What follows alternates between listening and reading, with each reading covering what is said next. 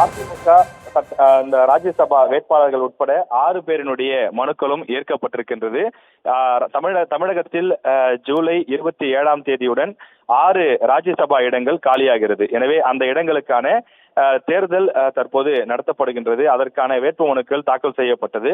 திமுக சார்பில் 4 பேர் வேட்புமனுக்களை தாக்கல் செய்தனர். அதிமுக சார்பில் 2 வேட்புமனுக்களை தாக்கல் செய்தனர். குறிப்பாக தனபால் மற்றும் இன்பதுரை ஆகிய இருவரும் போட்டியிட்டனர். அந்த மனுக்களை ஏற்கக்கூடாது என முன்னாள் அதிமுகவினுடைய நிர்வாகியான கர்நாடகா புகழேந்தி எதிர்ப்பு தெரிவித்திருந்தார். இந்த நிலையில் அவரது கோரிக்கை ஏற்கப்படவில்லை. அவரது கோரிக்கை நிராகரிக்கப்பட்டது. அதிமுக வேட்பாளர்களுடைய மனுக்களும் ஏற்கப்பட்டிருக்கிறது.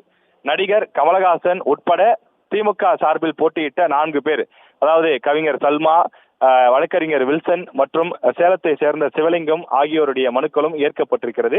எனவே இந்த தேர்தலில் போட்டியிடுவதற்காக 13 பேர் வேட்புமனுக்களை தாக்கல் செய்திருந்தார்கள். திமுக சார்பில் 4 பேர், அதிமுக சார்பில் 2, அது தவிர 7 பேர் சுயேட்சையாக போட்டியிட்டிருந்தார்கள். அந்த 7 பேருடைய மனுக்களுமே ரிஜெக்ட் செய்யப்பட்டது. காரணம், ஒரு வேட்பாளரை பரிந்துரை செய்ய 10 எம்எல்ஏக்களுடைய முன்மொழிவு அவசியம். ஆனால் அந்த சுயேட்சைகள் யாருமே ஒரு எம்எல்ஏவினுடைய ஆதரவு கடிதத்தை கூட கொடுக்கவில்லை. அதன் காரணமாக அவர்களது அந்த விண்ணப்பங்கள் நிராகரிக்கப்படுவதாக தெரிவிக்கப்பட்டிருக்கின்றது. எனவே தற்போது மீதம் இருக்கக்கூடிய மற்றவர்களுடைய மனுக்கள் அலசி ஆராய்ந்து அவை ஏற்கப்படுவதாக அறிவிப்பு வெளியிடப்பட்டிருக்கின்றது. எனவே இன்னும் 2 நாட்கள், அதாவது 12ஆம் தேதி மாலை 3 மணி வரை இந்த ஏற்கப்பட்ட மனுக்கள் யாராவது போட்டியிட விருப்பமில்லை என்றால் திரும்ப பெறுவதற்கான கால அவகாசம் இருக்கின்றது. எனவே 12ஆம் தேதி மாலை 3 மணிக்கு இந்த 6 பேரும் எம்பியாக தேர்வு செய்யப்பட்டதாக அதிகாரப்பூர்வமாக அதிகாரிகள் அறிவிக்க இருக்கிறார்கள்.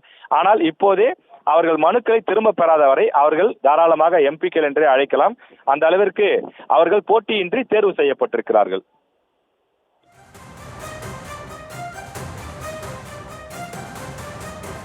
கூடுதல் விவரங்களுக்கு நன்றி ராஜேஷ்.